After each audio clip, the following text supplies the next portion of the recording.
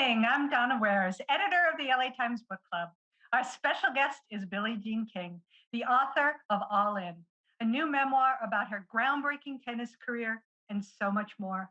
She writes about growing up in Southern California, the daughter of a firefighter dad and homemaker mom who sold Avon and Tupperware to pay the bills.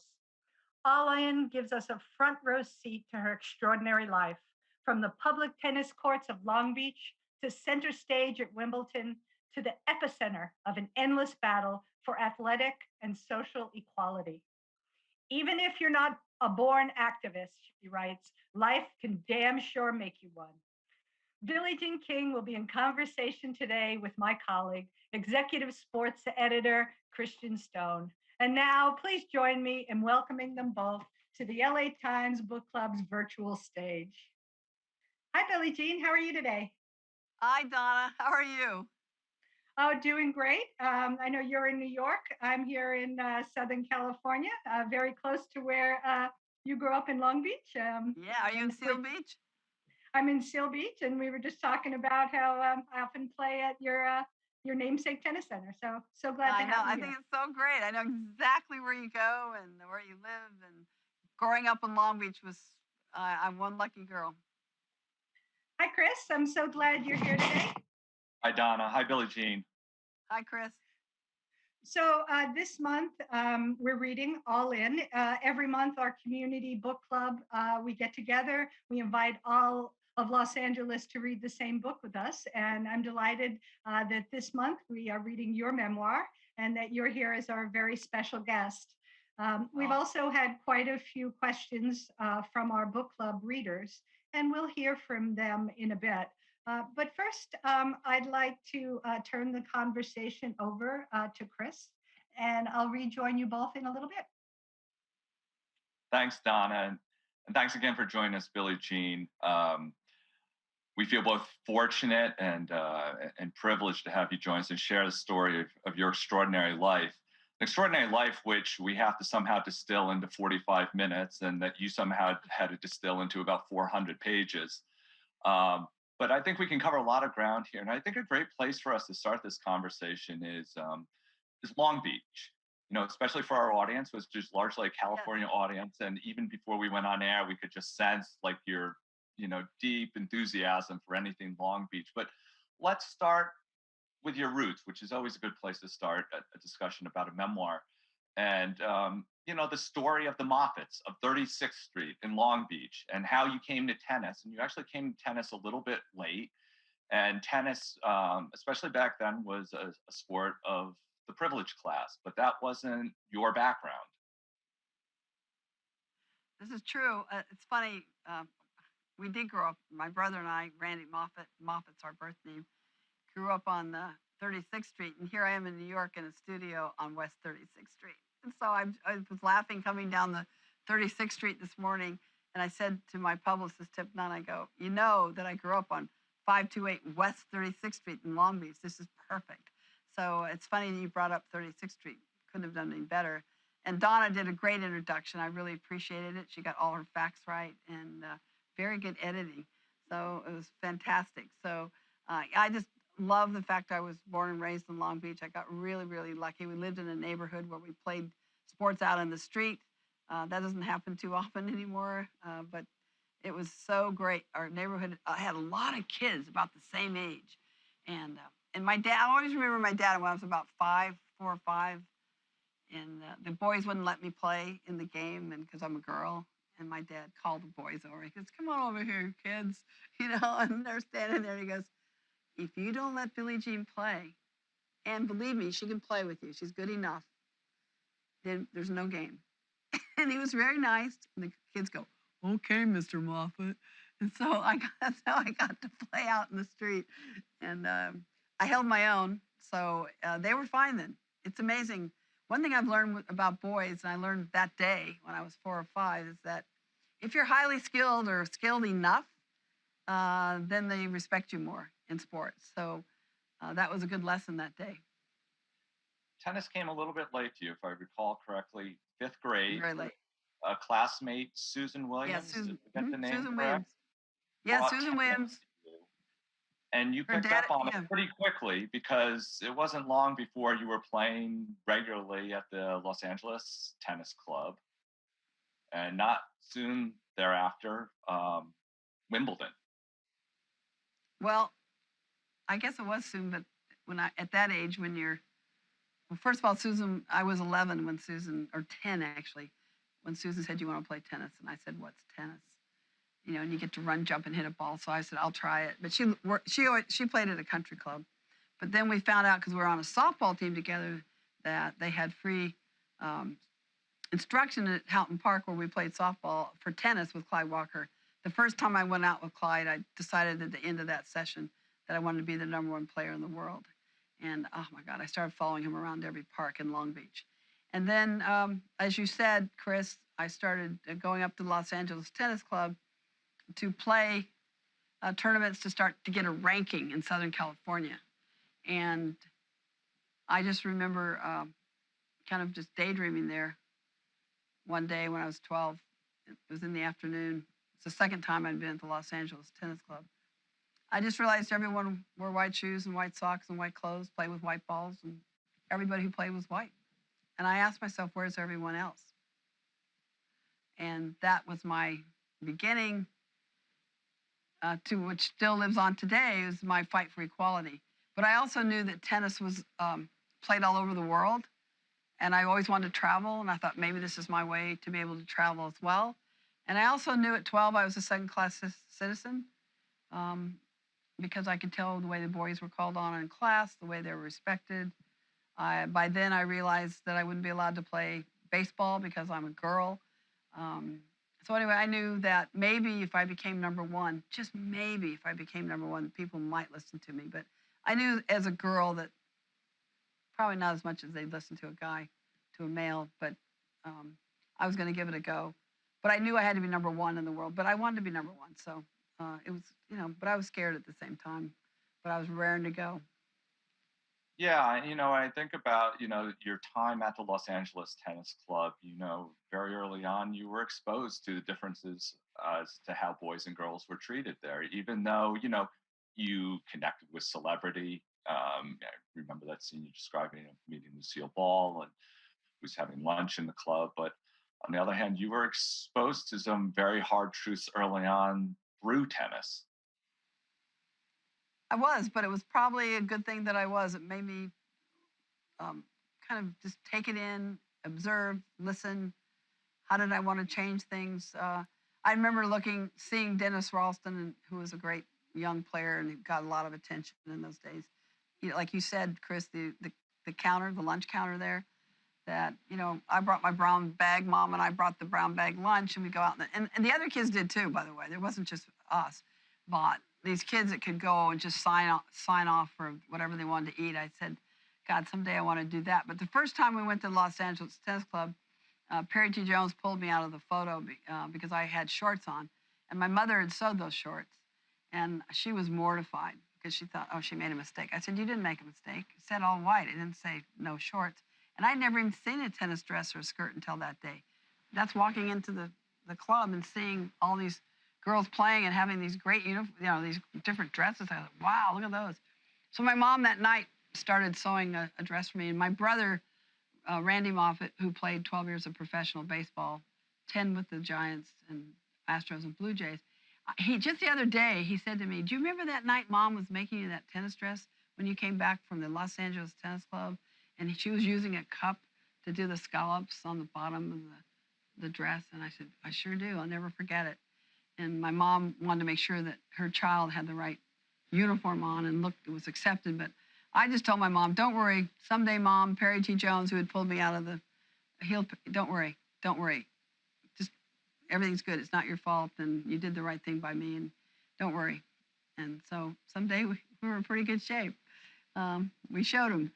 And my mom always remembered that day, though. She was just mortified, I remember. I was upset. I was upset with him, with Perry T. Jones, not with my mom or anybody. And, another truth that you were exposed to at a young age in your teen years was um, the myth of amateurism, or as you call it, shamateurism in the book, and how it was used to cheat young athletes especially women. And I think for us, if you're a little bit younger, you just assume. I'll ask you a question here. Do you know how much the women's singles champion will make at Wimbledon made at Wimbledon in 2021? I have no idea, but I think I I can tell you at the U.S. Open, Serena's made as much as 4.2 million, I think, and also I think Osaka made. I think they got lower money though. It would have been around 3 million if it hadn't been COVID. And the reason for these women getting all these checks, this money now, is first we had to change and go to pro tennis, but it wasn't so good for pro tennis really for us. We thought it would be. I fought for pro tennis, and tennis went pro in 1968, and they started treating us very differently. For instance, Rod Laver won Wimbledon and got 2,000 pounds, and I got 750 pounds, and I went, oh, great, that's another fight now. We just got pro tennis. And Larry, my former husband, kept telling me, Billie, the guys will not want you to be a part of this. And I said, oh, they're my friends, they're great. And he was right, I was dead wrong. And so that was another long haul. So fast forward from 68 to 70, we had it. They'd started dropping events. When there was an event, the ratio of prize money was getting worse, like 10 to 1, 8 to 1, 12 to 1, whatever. And we knew the writing was on the wall that we probably, if we kept going at this rate, we would not be able to play professional tennis ever. We might have to go back to amateur tennis. So there were 9 of us that signed a $1 contract with Gladys Hellman, who was the publisher of World Tennis Magazine in those days. And because she was in the magazine business, the publishing business, she knew all about advertising, but she also knew all the CEOs. And that's why we went to her. We thought she could get a sponsorship. She could help us get organized. And so she did this. But for us to sign up with her was going to be really, really harsh. And we're probably going to get suspended. So we sat and talked at great length over 2 or 3 days. And I said to them, if you expect to make a lot of money, if you expect a lot of applause, we shouldn't do this. And we decided that we would give up our careers for the following 3 things. That any girl in this world, if she's good enough, would have a place to compete. Number 2, that we'd be appreciated for our accomplishments, not only our looks. And number 3, to be able to make a living playing what we loved, and that was tennis. And we remember the days, we remember the days when we only made our $14 a day, and we never wanted to look back. And we didn't care if we're suspended. We didn't care if we ever played Wimbledon or the US Open again. We had to do this, and we had to do it now. And we did it, and it worked. It might have not worked, but it worked. And we just got inducted, which is not in the book, but we just got inducted to the International Tennis Hall of Fame a few weeks ago, and we're the first group ever to be inducted to the International Tennis Hall of Fame. And there were 7 of us there. We're all still living, the 9 of us, but the 7, and some of the women are you probably don't know these names. I think you might know this one, Rosie Casals, who's a great player from San Francisco, Golden Gate Park kid, won many tournaments, lots of Grand Slams. And Nancy Ritchie was not there, but Carrie Mabel Reid was there, and she's from Australia. She got suspended immediately when they saw our iconic $1 bill signing, and Christy Pigeon, who was going to Mills College, and, Peaches Barkovitz from Hamtramck. So we were so happy. Julie Hellman, who is Gladys Hellman's daughter, who was a great player. It was so great to see everybody, because relationships really are everything, and friendship. I want to stop on that point of making a living, because the answer to the question about Wimbledon was it's approximately $2.4 million that the champion made. Is that when was that? This last year? 2021, correct. Wimbledon. All right, because there was less money this year than usual. Right. Correct. Okay. And the point I was going to make is, when you won your first Wimbledon singles title, you made about 2.4 million minus very close to 2.4 million. I got a 45-pound gift voucher. That's what I got. And then Fred Perry, who was a great player, won Wimbledon 3 times. He was one of the all-time great guys, and Fred Perry clothes. He gave me the 45 pounds to help me get home because I'm really short on money back in those days. So that was, I always be thankful to Perry, for Fred to do that, Fred Perry. So it was very different, to your point, Chris. Yeah, I was really struck by how extraordinary it was that Billie Jean King in the 1960s could have already won multiple Grand Slam tournaments, singles and doubles, helping grow a sport, and really still have to scrap by for every dollar to the point that you were saving as much as your paltry per diem as you could. And your then husband, Larry, was washing dishes in the sorority, I believe. And I guess I'd be interested in you discussing that and how it mirrors how amateurism has been used as a cudgel against young athletes all these years later. I mean, it's a very central issue in sports now, particularly with college sports, which is starting to open up and afford its athletes an opportunity to kind of make money off their likeness, off their story. But the amateur debate is something that didn't just start in the last 10 to 15 years. It is something that obviously was really almost prevented you from pursuing a living in tennis. That's true, but we all fought for it, and it worked. Jack Kramer had a Contract Pro tour that really helped, because what he would do, Jack, every time a guy would win Wimbledon, he would sign him up to a contract. And so eventually the best players were not playing. The best men players were not playing at Wimbledon. And it got really dodgy, and that's why they caved in. And David Herman at the club, All England Club, which is where we play Wimbledon, saw the writing on the wall and changed. But the players caused it. His tour was huge part of that, why it happened. Unfortunately, we weren't asked to go on the Jack Kramer tour. They didn't think we could ever sell a ticket, but that's too bad. But we could have. But he didn't want us. But George McCall did sign us in 1968. But you're right. Amateurism has been, it's the officials that run the sport. Also, okay, in tennis, because that's one I understand the best, also own the tournaments, also ran the tournaments. So they could break the rules if they wanted, because they made the rules. And they pay us, in fact, they paid foreign players a lot more than us, so that got us irritated as well. And these are the amateur days now, when we were making $14 a day. So I think what we did, and the officials who did think we should go to pro tennis, we owe a lot to them, because it's much healthier. But every time a woman in tennis, and actually probably women's sports, get this check, this money, you can go back to that day when the 9 of us signed that $1 contract with Gladys Hellman, because that day is still relevant today. And you see the fighting that's going on with soccer, trying to get more money. You see what's going on with the Olympic sports. You see all these things, and now I think it's good if people think about it, because it is a business, and we have to understand the business. One of the weaknesses I think we have is the players, the athletes, do not understand the business, and they need to. And I was very fortunate, because Larry and I owned tournaments with others, because we didn't have a lot of money, but we had good ideas. And I understood. What really helped me is owning, being in business and owning tournaments, and then owning other businesses. Then I had a much better understanding of every side of the issue because of that experience. And I think it helped me lead as well, and to get things done because of that experience of being a business owner. So I'm always trying to encourage the players, the athletes, to understand the business. When you get to college sports, though, Chris, and amateurism, it's going to be dodgy. It might be, I don't know, unintended consequences.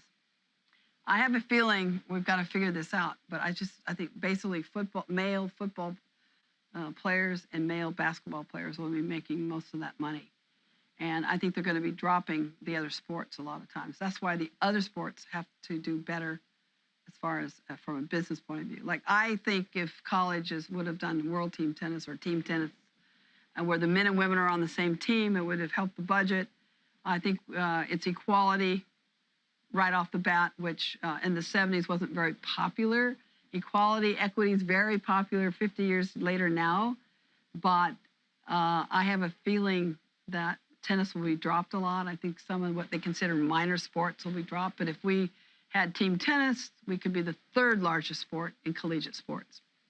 Well, it sounds like you have a little bit of a concern that what could happen now with college Oh, I do, sports. because they've already dropped tennis teams, are already dropping other sports because of starting to want to pay these players. So we got to figure that out. And also, the football coaches and certain coaches make a ridiculous amount of money. Do they deserve it? Maybe they do. At this question, I don't have the answers to, but I would get into it. The NCAA, I will congratulate the NCAA. They finally hired an outside law firm for transparency. So that's a beginning. And now we can begin to straighten it out and start treating the women fairly at the championships, because that was terrible what went on. But I think they're at least trying to be transparent now, and that's good. I think that's a start. It sounds like you have some of the same concerns that the same fissures will develop, similar to the ones that developed in your own fight back in the 60s, when the men, you had kind of hoped that there would be some solidarity here, but I don't think it would be inaccurate to say that they abandoned the women. That's accurate, but I think men are better today. I think the younger generations are much better, much more supportive. I think particularly in basketball. I think the male players are very supportive with the female players, which I love. Kobe Bryant, I wish he was still around, because he was really helping in that area. So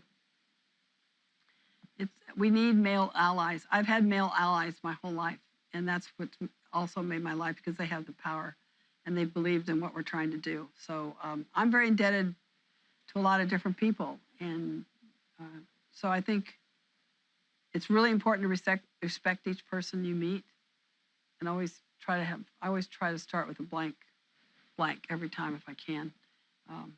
You've got to get me really angry for a long, long time for me to. I usually forgive and move on. Ilana Klaus, my partner, always shakes her head and says, "I don't know how you do it." But I said, with organizations, they have different people all the time, new management. Like with the USTA, the national governing body, every 2 years we have a different president, we have different staffing a lot of times. I always start over with people. I mean, I just think that's really important, and I think forgiveness is important. It allows you to move on. It allows you to keep moving. Life's too short, man. We got to get a lot done here. We got to get equality going, Chris. We got to get equity, and women need to get, and particularly women of color and Native American women, Asian women actually do better than white women in pay. So, well, you mentioned forgiveness, and I actually think that's a great. You mentioned forgiveness, Billie Jean. Oh, it's huge. It's so powerful. One thing I noticed in the book was a tone of forgiveness and of graciousness, especially to people who were not necessarily aligned with your cause, who got in the way of your causes and the direction that you were trying to take sports and society and culture. The way you write about Margaret Court, the way you write about Bobby Riggs. Yes, you point up how they got in the way of what you were trying to do, how they were hostile to what you were trying to do. But at the same time, you do seem to go a fair distance to try to kind of tell the full story of your relationship with them, which does have a note of graciousness. And I would argue forgiveness to it. Well, I think that everyone has a right to be whoever they are. Just because they don't agree with you, I think it's important not to just go, well, I can't stand them because they don't agree with me. That's pretty weak. And I think it's good sometimes to hear what you don't believe in and just listen to everyone, because sometimes you get a new idea about, I hadn't thought about it from that point of view. And I go away and noodle it, think about it. You just never know. And Muhammad Ali and I always talked about this. You never know how another person's going to touch your life or how you're going to touch their life. So it's really important to be alert. And so I try to wake up every morning. I do my grateful list, my blessing list. And that's how I like to wake up, because that's positive. I've got one friend who thinks you can decide whether you're going to be happy today or not. I don't know if I agree with that totally, but I hear him. And I think if I have a choice, I say to myself, do I want to be happy today or not happy? And I want to be happy. So I make a point to think about things in a positive way. And then that helps me get started right. But I think it's good to hear people that don't agree with us, to actively listen to everyone. Because like speaks to like. If you notice, people who hang out usually have similar belief systems, and it makes life a lot easier. And it's fun, and you reinforce each other. And it's good to have some of that. But it's also good to hear the other side. I want to turn to the process of actually writing a book. Let's talk about the Ay, process ay, of ay. writing. Have you What written? you I know set you out write to do. articles. Have you written a book? Have I missed your I books? am not. I am not. But What you set you've out to had do, how that changed over time. Your first draft, I believe, came in at 800 pages, correct? And those cruel over edits. 800. Yes, over 800. Yes. And we made ourselves stop. I said, let's just, we just have to stop. We can't. This is insanity. And also, every week that goes by, new things are happening. And then I want that in the book. And then I go, Billy, you're going to have to stop someplace. That was hard. Because look at, if you just take a week of news and what's going on, in the last few weeks, we've had the Olympics. We've now got Afghanistan. We've got all these things and these issues that come up with these things. And I want to get everything in the book, and you cannot. And then there's also friends that you can't have in there that you wanted in there because it just doesn't quite fit the stories, or to try to make it interesting, because your audience is everything. Whether you're playing tennis or whatever you're doing, I've always known that's another reason I've always wanted to play tennis, is sharing my experience of playing with the audience, bringing them in and being with them and sharing the experience together. So when they go home at night, they go, God, that was fun. That was great. I either want to play tennis or I want to try whatever I've been thinking about and I put off, and maybe I'll try it now. But your audience is everything. It's like without them, like if I were an athlete today, what I would have done to accommodate COVID with nobody in the stands, I would have thought about all the people watching virtually. And I would have tried to think about the world and try to think of the different people, the different colors, different religions, different things. And they're all watching, say, the Olympics, if you're an Olympic athlete. And I would have thought to myself, okay, think about them. How can I share this experience with them? And so that's what always drives me as a performer. But I love to play. I loved to play, and I love to play, and love to hit the ball. It's magical. It's just, there's something about it. I don't know. I just love it. And so I just want to share that. To me, that's what makes the difference. I mean, that's why you are a pro at something. You're going to go really share the experience with others and perform, just like a dancer shapes time and space. So do we. When I get up and I hit a volley or I do something, I'm shaping time and space. It's really fascinating, or with people that do art or people who play music or whatever. It's that sharing. It makes you feel. Like people say sometimes, what is art? Well, to me, art it makes you feel something. It makes you feel. And that's what you want. You want people to feel and enjoy, hopefully. Sometimes I don't always enjoy, but you really want them to feel no matter what. At least I did, or do. The title of the title of the memoir.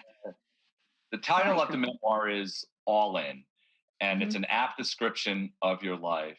But it's also, I think, a very good mission statement for what you set out to do, because you really are all in this book. You unpack a lot. You share things that I can't imagine are necessarily easy to share. There are new details about your life, very private details about your life that you've shared here. Some details about your life which were known before that you've probably expounded upon a little bit. And, when you write a book, it's a different sort of public life. You've been leading a public life for more than 60 years now. But, when you write a book, it's a new form of public life that you're leading here.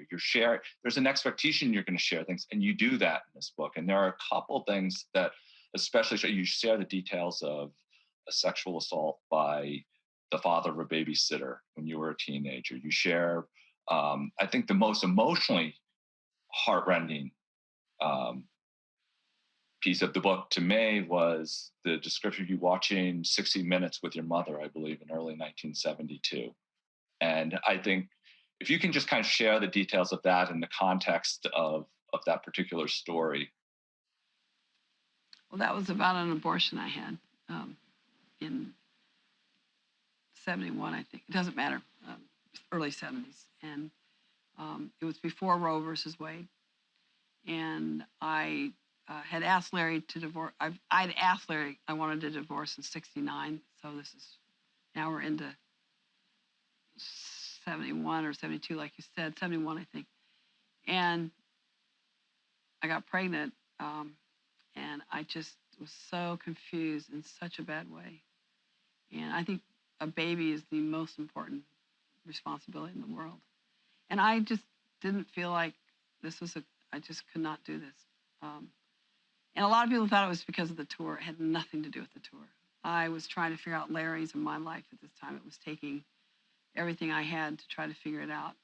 And Larry would not give me a divorce. That was another challenge. He would not give me a divorce. He always said we have to be, he wanted to be with me forever. And I also love Larry deeply. It's not like I didn't like him or thought he was horrible.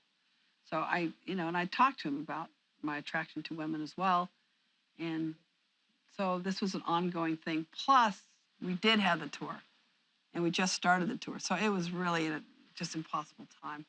And in those days, you had to go before a huge committee, which was, I remember walking in, and I think it said in the book, Larry said, "This is ridiculous."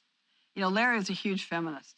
So it was just impossible. I just feel like I was a terrible, and when my mother, I could never confront my mother on these issues, whether it be my sexuality. She said, I don't want to talk about things like that if I did, but this was a little later. I didn't really get into it with her yet because I hadn't figured out anything yet. And she said, well, don't you want a baby? And I said, absolutely. So, and she heard it through 60 Minutes. Of course, I was gutless, totally gutless to confront my mother. And I talk about it. It was terrible. So there's things like that in the book that are really gut-wrenching, difficult. And then it goes on with my sexuality. I was outed. Then we go on to eating disorder, which was really where I turned my life around. But I wasn't comfortable in my own skin until I was 51. And it was a tough journey. Plus, oh, by the way, we have this tour going on. And I'm still playing. I mean, it was just, I don't know how I did it. The one thing, actually, Chris, writing this book and talking this book is I don't know how I got through all the things I talked about. Because there's only 24 hours in a day. So I don't, and I'm sure people listening today have the same thoughts sometimes about your own lives, your own journeys. But these are all learning experiences. Is what you do with it that matters, I think. And I must say, I've been very fortunate. I've had really good people support me, and I had great therapists. I have a great therapist. So when you went into the process of writing this book, with, I might add, two excellent authors, Jeanette Howard and Marianne Bohlers. Yeah, they're very good. They're great writers. Did you feel like, had you already decided that you were going to commit to telling as full a story as possible? Or along the way, did you say, you know what, I wasn't going to share this, but I am going to share this now?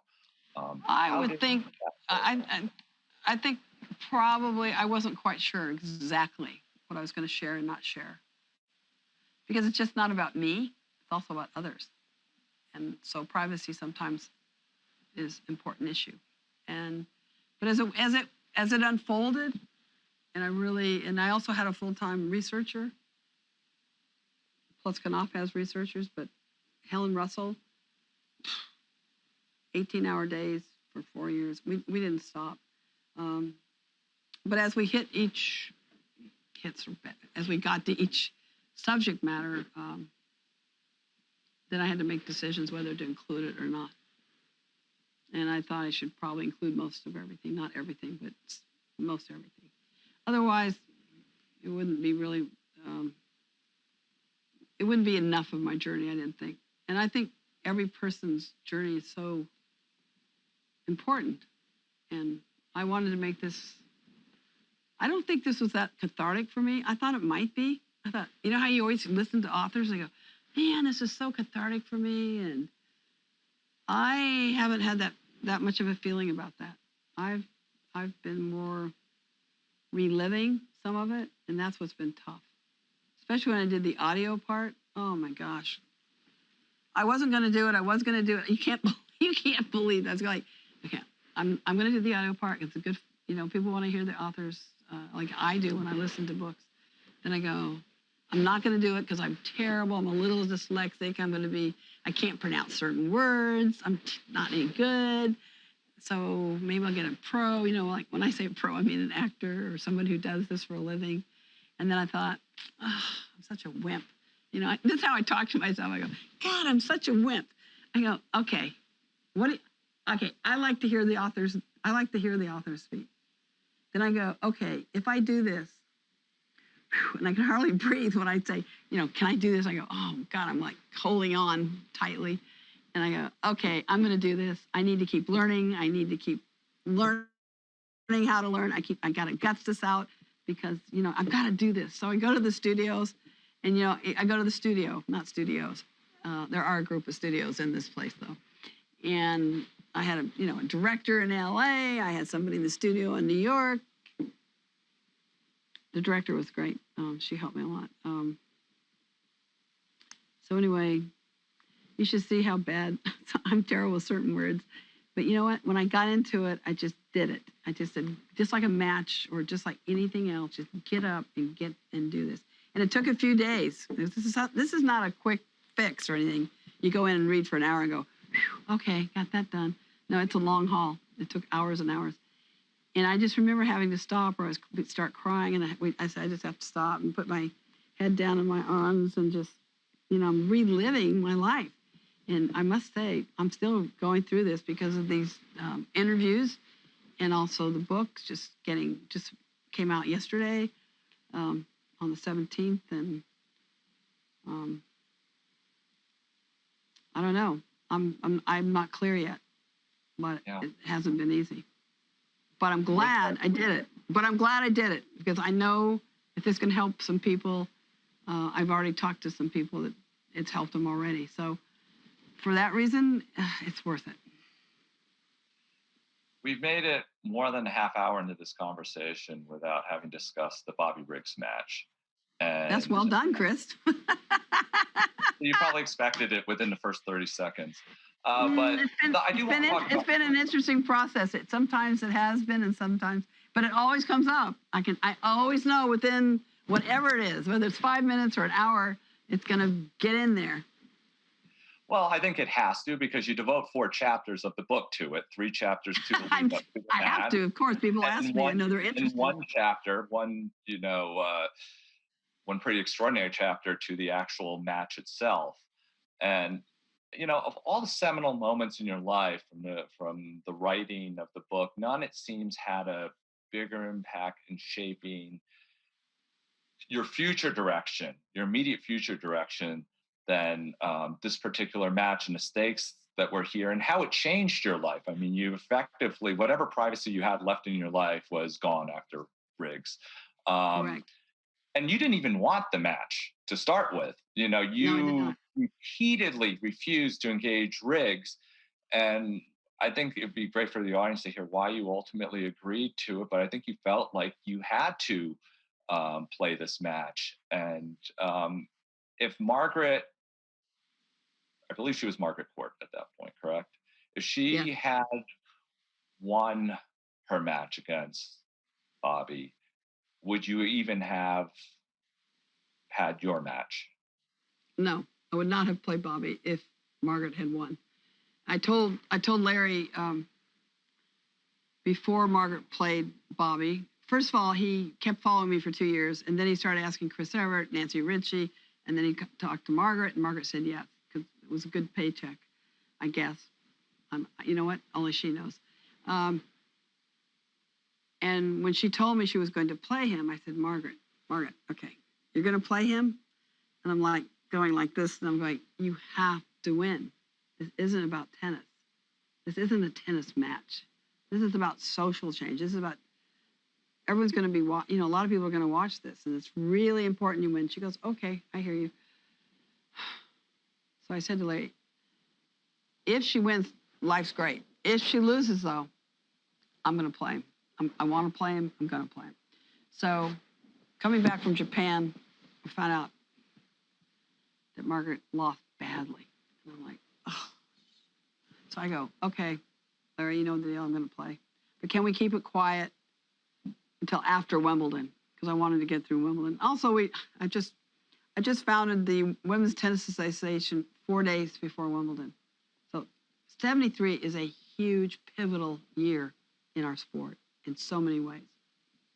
The men had just formed their association, which is our union, because we're independent contractors, we can only be an association, just the September before. So things were just hopping.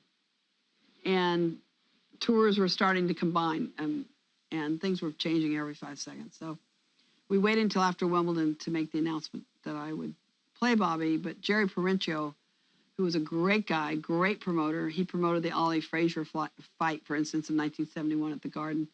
That was so famous, this fight. And so he got the Astrodome, negotiated with Larry for me, and then we announced it, I think, 2 weeks after Wimbledon. So I got to get through that. And then played him September 20th at night, prime time. First time tennis had ever been prime time on ABC at 8 o'clock, I think, Central Time. I think I have it right. So anyway, that was huge. And we had 90 million people watch it. So I knew this was my one chance to hopefully help social change. Women could not get a credit card in 1973 on our own. Title IX had just been passed the year before, which meant that when schools, private, public, high schools, colleges, universities received any federal funds, for the first time, they had to spend it equally on boys and girls, men and women. And that was a switch.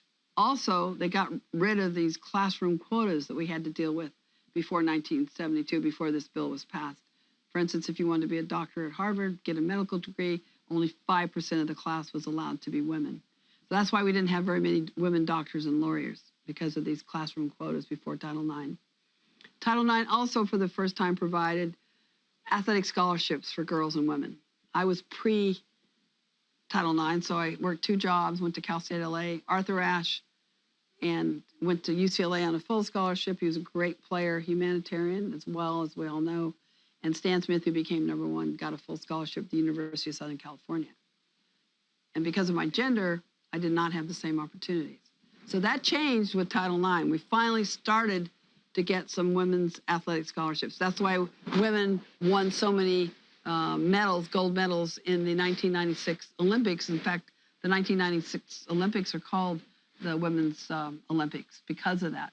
We won softball, basketball, just everything. And I actually was privileged to be a coach of our Olympic team, USA's Olympic team that year, Billie, too. So can I anyway, that Title IX was huge. So that all these things were mattered to me when I played Bobby Riggs. Okay, all this was coming in, flooding in.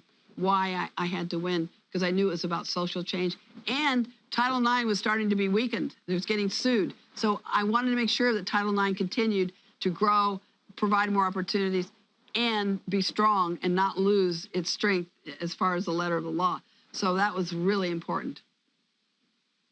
It's in your book, but do you recall, can you share with the audience how many female athletic scholarships there were in 1973? I don't know. I'd have to look at my booking, and that's why I have the book. It's 50. exactly. I don't know. It was very few, though. It was really few. If you will not believe how few. How many were there? 50. Thank you. Because you know why? Well, The schools did not want to do this that much. They weren't used to dividing this money half and half. And if you look at the 70s, you'll look where schools became co-ed. And the reason they joined forces is they wanted the money. So you follow the money. And so so there were 50 and 73. I knew it was so low. But we still are not up to we're still not equal, by the way. But we've got more and more and more. Now we've got thousands and thousands of scholarships. I'm down to, we're running out of time, but we're down to our last couple of questions. And I do want to talk to you about the notion of, quote unquote, sticking to sports, because we hear that term a lot in 2021, and how sports fans have been telling athletes to stick to sports for more than half a century, and how you yourself. I don't know what you mean by stick to sports. Stick to sports conversation, and how you struggled even to get allies such as Gloria Steinem in 1971 to understand the power of sports to advance important causes like feminism. And there's a great sequence in your book where you discussed your conversation with her, where you're trying to explain to her, we can be really valuable to you. And it's not that she was willfully dismissing you. It's just that it seemed like just didn't understand, like, think of athletes as a group of women who could advance political causes. Well, sports are political. Everything is. Yes, I had great conversation with Gloria. But you know what? I had not too many. 2 years ago, we did something together for A&E, I think, or History Channel. I think History Channel, and she came up to me after we had this beautiful talk, with a lot of people. She's Billie. She's looking at me like, and she's in her 80s now, remember? And she goes, "What was it really like playing that guy? I need to understand this better." And like, that was amazing. How did you take the pressure? I've been thinking about it. How did you handle that pressure, especially then, with the way everything was? And I thought that was so interesting. She's really into it. We're going to have to go to lunch. Then COVID came around. But I really want to talk to her in person, not on the phone or anything, because this would be a fun thing to discuss now. Because she understood what I was saying, but I don't think she didn't quite grasp it, as you said. And she really, all of them I wanted them to use us so badly, because we were all in this together, really. I mean, trying to get equality and equity for women and making the world a better place in general. Every time you help one human being, you make the world a better place. Doesn't matter what gender. You can get it into your next book, Billie Jean, which brings me to my last question. I'll have to do something. Is there another book in you? I'm kidding. No, I do ask this seriously, especially since those cruel editors took 400 pages out of your book. Is there another book in your life? I'm sure I'll do other books. I'm not sure about it. Leadership is important to me. And I think everyone needs to understand they're an influencer. Every single one watching today, listening, is that each and every one of you are an influencer.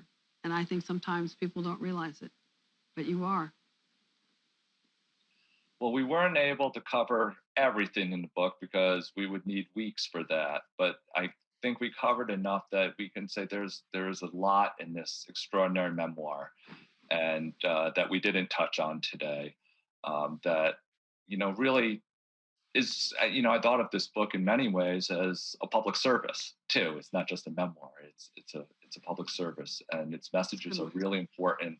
And we're very grateful for the time that you gave us here today.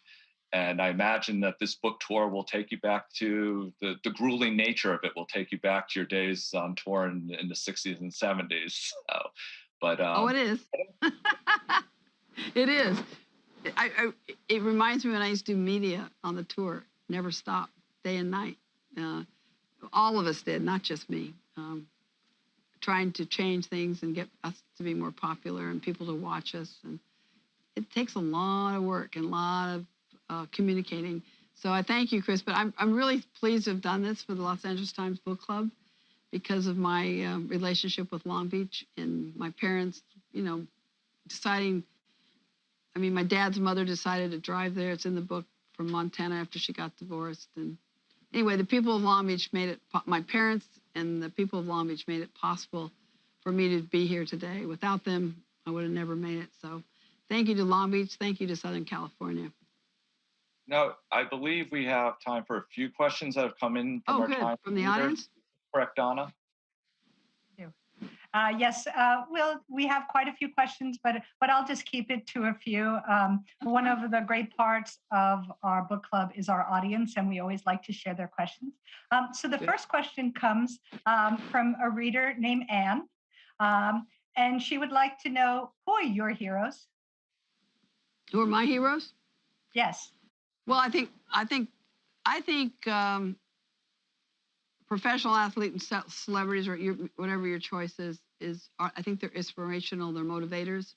But the real sheroes and heroes are usually local. And for me, it's my parents. Reverend Bob Richards was my minister. He won a bronze in 48, a gold in 52 and 56 in the pole vault. I used to love to hear his sermons as a youngster. I thought I could do anything after I listened to him. And then I have 4 teachers that were so important to me in Long Beach. And that was Mrs. Hunter in 3rd, Mr. Bamrick in 6th, Mr. Mays in 9th, and Mrs. Johnson in 12th. Those 4 teachers helped shape my life and change my life for the better. And I wish I still am in touch with Mr. Bamrick, my 6th grade teacher. He's now in his 90s. And I think he probably was my teacher his very first year for us to still be able to see each other. But I can tell you that has been great because his family's wonderful and they still live in the same house in Long Beach. Wow, that is wonderful. Thank you, Billie Jean. Our next question is from a reader named Veronica, and she wants to know, and this might be a tough one, but who is your all-time favorite tennis player of any generation? Oh my gosh, I can't just probably say one.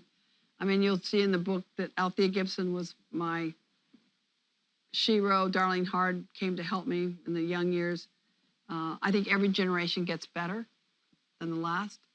I think the men right now, I think Federer, Nadal, Djokovic are the three greatest ever to play. I thought Sampras was going to be the greatest, he and Agassi.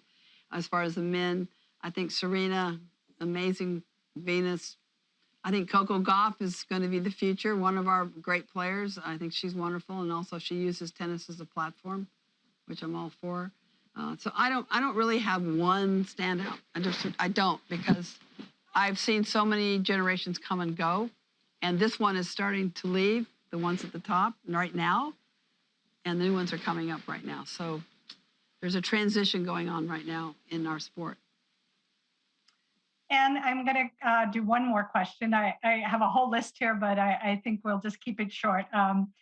This one comes from Denise Oliver, and it'll be our final question. And she said, who would you like to see carry the torch of your work you helped create in regards to the WTA?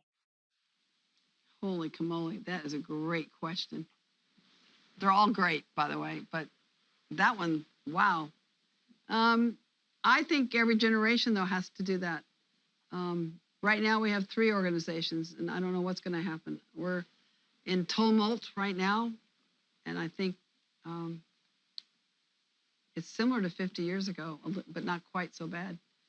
So we'll see how that shakes out.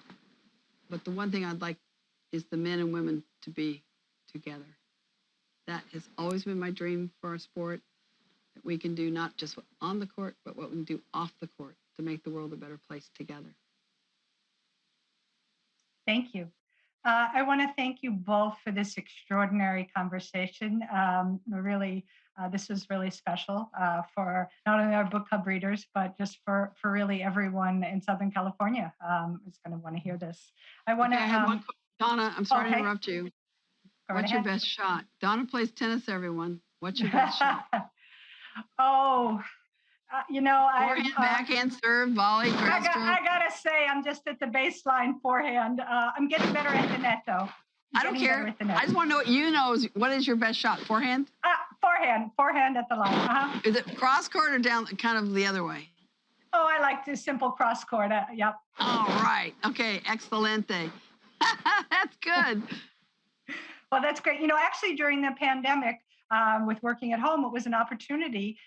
Not only did I start playing tennis, my whole family did. And so we play in Long Beach every weekend at either the Billie Jean Tennis Center or at El Dorado, some of your other stomping grounds. So it's interesting you brought that up. We have 4 million new people in tennis. And I also took up hitting tennis balls again last October during COVID. And I had not played, I think, for 20 years. So at least 20, maybe. So I hear you. I'm right there with you. And I cannot believe how much I've missed it. I cannot tell you how happy I am when I get to hit the ball. It makes my day. Well, that's great. I wanted to just mention a few final notes. Our book club partner for this event is in Manhattan Beach. It's Page's Bookstore, which is women-owned, and they have signed copies of All In, plus a LA Times Book Club tote. So thank you. Your publisher arranged for the book club to get autographed copies, which is a really special offer. Yeah, I'm glad we don't often have. No, but I'm glad we're supporting the independent stores. I know in our neighborhood we are. We think that's important to keep them open, and it's such a great service for the locals to have these independent bookstores as well as the big ones. But it's fun just to walk down and walk into a bookstore. I think it's still, I don't know, there's something magical about it. I wanted to mention a quick preview for our September book club. On September 28th, we have author Jamie Lowe the author of Breathing Fire, a new book about female inmate firefighters on the front line of California wildfires. Hey. And she'll be in conversation with Erica Smith. So that'll Oh my be God. an exciting book. That's fantastic. You know, my dad was a firefighter. My uncle was a firefighter. I'm so happy for her. Oh, I can't wait to read this book. I can relate to this firefighter. Yeah, baby. This is great. It's really eye-opening. And of course, if you haven't already, please sign up for our LA Times Book Club newsletter so that you can keep up. We always share a watch post from this event. So if people don't watch it when it's live, we always make it possible for people to go back and see our book club events. We tape everything and we like people to enjoy them all month long. And as we wrap up, I want to ask each of you a book question. It's a book club, and I'll start with Chris. Do you have an all-time favorite sports book that you particularly enjoy, or that's your number one sports I don't read? know if it's my all-time favorite. I didn't get this into the question because we were somewhat limited in time, but I had been planning to ask Billie Jean if she had been at all influenced by Andre's memoir, written with J.R. Mooringer. Which was similarly unpacked a lot of, a lot of intensely personal details, but a lot of important messages as well. I loved Open. It's called Open. I absolutely love that book. And of course, I Always Wanted to Be Somebody by Althea Gibson. That was my one that I used to sleep with. Oh, that's great. Thank you. And I always, as we wrap up, I want to give each of you just a chance to final comments. Chris, anything you'd like to add to the conversation before we close? I've asked all the questions. Well, that's not true at all. Actually, I didn't ask nearly the amount of questions that I wanted to ask about this book, but I just really wanted to express my gratitude and the gratitude of Los Angeles Times for you for sharing your story and sharing your story with our audience, Billie Jean. Thanks so much. Well, thank you, Chris. I hope I get to see you soon in person. And actually, I'd like to see every one of you in person one of these days. I miss seeing people in person. I think that's where creativity comes and all that. And I think I just want to reiterate again, thank you to the Los Angeles, I almost say tennis club, so you just forgive me, Los Angeles Times Book Club. I hope you enjoy this book. If you do happen to read it, I hope that it does something special for you. And I hope I've enjoyed sharing this time with you. And I hope, just don't forget you are an influencer. You matter. Thank you, Chris Stone. And thank you, Billie Jean King. And thank you to our book club readers. Good night, everyone. Thank you. Good night.